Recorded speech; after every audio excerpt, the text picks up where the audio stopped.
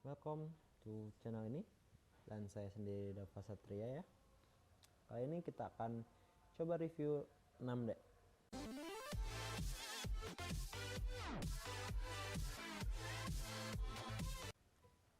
Kata orang, kamera ini cukup untuk dibawa kerja di tahun 2021. Oke, kamera 6D ini sendiri merupakan kamera full frame pertama Canon yang menyasar ke pengguna pemula. Tidak terlalu banyak fasilitas yang ditanamkan di bodi kamera ini. Yang penting sensornya full frame, itu saja sih menurut saya. Pertimbangan saya memilih 6D ini daripada 60D, kamera yang ya menurut saya kurang bagus lah untuk dibawa kerja di tahun 2021. Maksud saya dibawa kerja itu kayak kita project ya. Nah, pertimbangan saya, kamera 6D ini sudah full frame dan kemampuan noise rendah di ISO tinggi, cukup untuk menemani saya hunting pemandangan alam dan juga bergadang di waktu malam. Oke. Dan ternyata memang terbukti pilihan saya waktu itu tidak salah. Hingga sekarang ya lebih dari 7 tahunan lah ya. Kamera ini udah rilis dan saya beli pertama itu 2020 dan masih worth it untuk di tahun sekarang juga. Review 6D saya tidak akan bahas secara detail karena ya saya baru pemula di preview kamera ini ya. Jadi ya kita coba review sedikit-sedikit ya. Untuk hasil foto dari 6D ini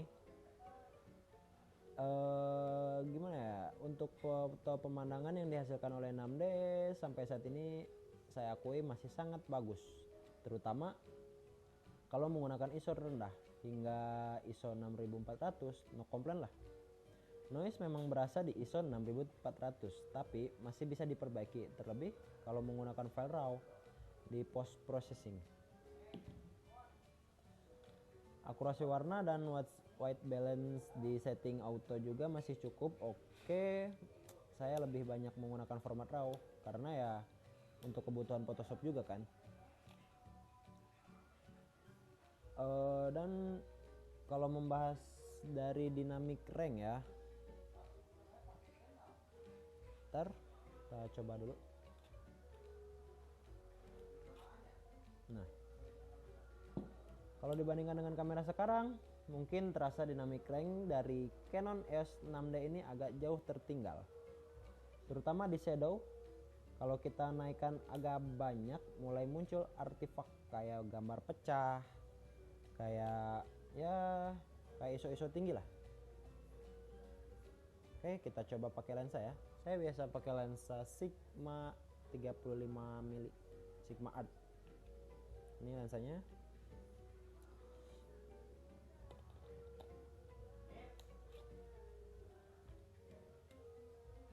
Kita singkirin dulu ya. Nah, ini dia tampak dari ya. Oke.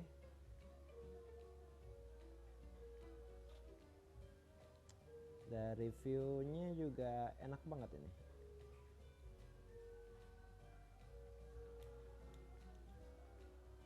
Bisa dilihat dari sini, fokus cepat, dan di sini juga enak. Kalau masalah berat ya emang kamera ini full frame dan berat, apalagi kalau lensanya kita ganti sama lensa yang lebih berat, dan ya pemilihan yang lebih besar pasti akan lebih berat. Ini juga sekitar 1 kilo lebih, cuma body sama lensa 35 mm Sigma Art. Kalau dibandingin dengan 60D sih lebih berat 6D ya. Soalnya dia kalau ngomongin berat udah pastilah, karena full frame juga kan pasti berat-berat. Ukuran memang lebih kecil dibanding kelas kamera DSLR full frame lainnya, tapi cukup besar dibandingkan mirrorless. Oke. Tidak ada weather seal juga, tapi beberapa kali saya terpaksa menggunakan ketika hujan gerimis. Masih oke kok, aman-aman aja.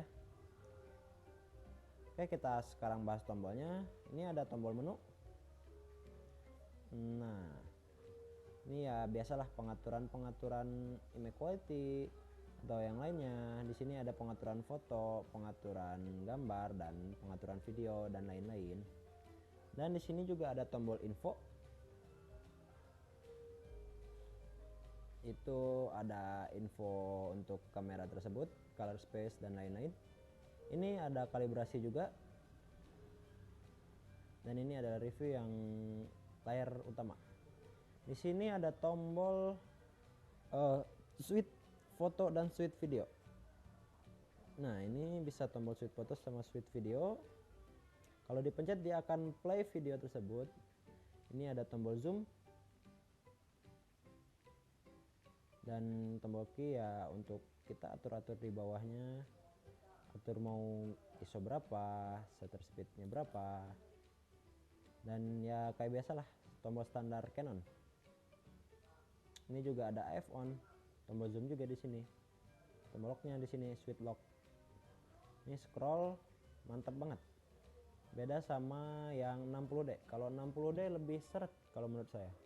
Kalau itu lebih lebih berisik lah kalau 60D. Kalau 6D itu lebih enak, lebih silent. Terus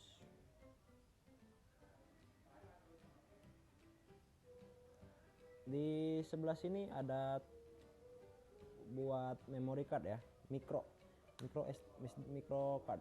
Nah, sayangnya dia cuman punya satu slot untuk memori.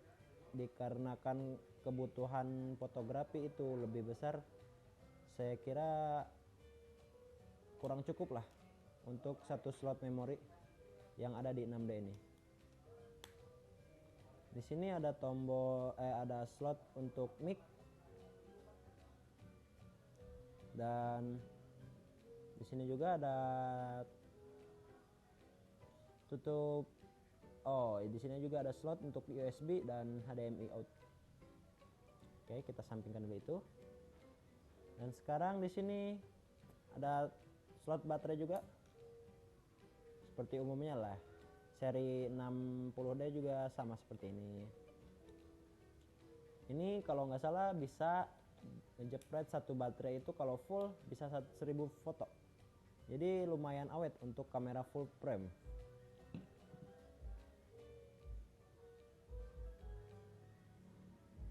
Di 6D ini autofokusnya udah benar-benar wow, udah benar-benar cepat. Jadi enak untuk fokus cepat. Apalagi ditambah lensa yang ya gak mahal-mahal amat lah, 35 mili. Jadi dia bakal autofokus dengan cepat. Dan sayangnya di 6D itu ya ini, kalau menurut saya ini lebih disayangkan lagi karena dia cuma memiliki 11 AF point selection. Jadi autofokusnya cuma 11 titik. Beda dengan kamera full frame yang lain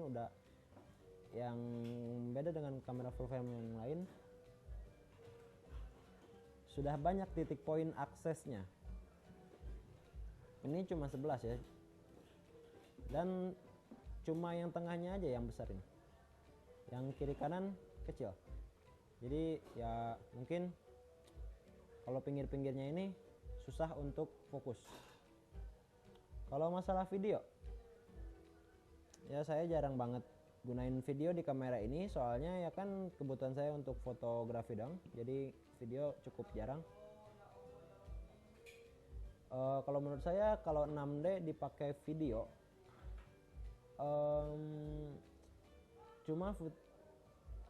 kalaupun untuk video paling cuma footage video beberapa detik saja. Jadi jujur saja kurang bisa memberikan nilai untuk video di review Canon 6D ini ya.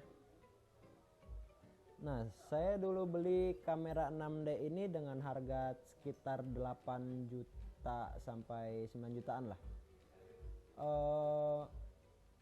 Kalau barunya sih sekitaran 22 juta kalau nggak salah.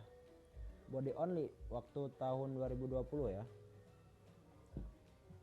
Dan kalau untuk hanya memotret pemandangan, budget terbatas dan pengen merasakan sensasi full frame yang noise-nya cukup rendah di ISO tinggi, saya masih merekomendasikan Canon 6D karena banyak kelebihan lah, dan pegangnya pun enak. Untuk jari-jari besar dan panjang seperti saya itu pegangnya enak, masih enak lah untuk kamera seberat dan sebesar ini. Tapi kalau untuk kebutuhan traveling, saya sarankan untuk mirrorless aja. Soalnya ini kalau traveling ini sangat berat. Ini bisa mencapai 1 kilo lebih kalau sama lensa. Belum lagi kita kebutuhan lensa panjangnya itu kan sekarang kita butuh lensa panjang dan lensa pendek, dan kita akan bawa dua-duanya untuk traveling. Wah, menurut saya itu tidak rekomendasi banget, soalnya ini udah berat banget. Kalau menurut saya sih ini bisa disejajarkan dengan Sony dengan jajaran A7R yang sensornya berukuran besar dan image range-nya ciamik. Yang ciamik sebagai salah satu incaran saya juga di belakangan ini. Dan saya pernah merasakan 5D Mark II juga ini sama beratnya. Jadi kalau menurut saya 6D di tahun 2021 masih cukup worth it untuk dipakai kerja atau foto-foto pemandangan biasa, daripada 60D yang ya kameranya udah burik dan masih kalah jauh speknya. Oke, sekian review dari saya pamit, wassalam.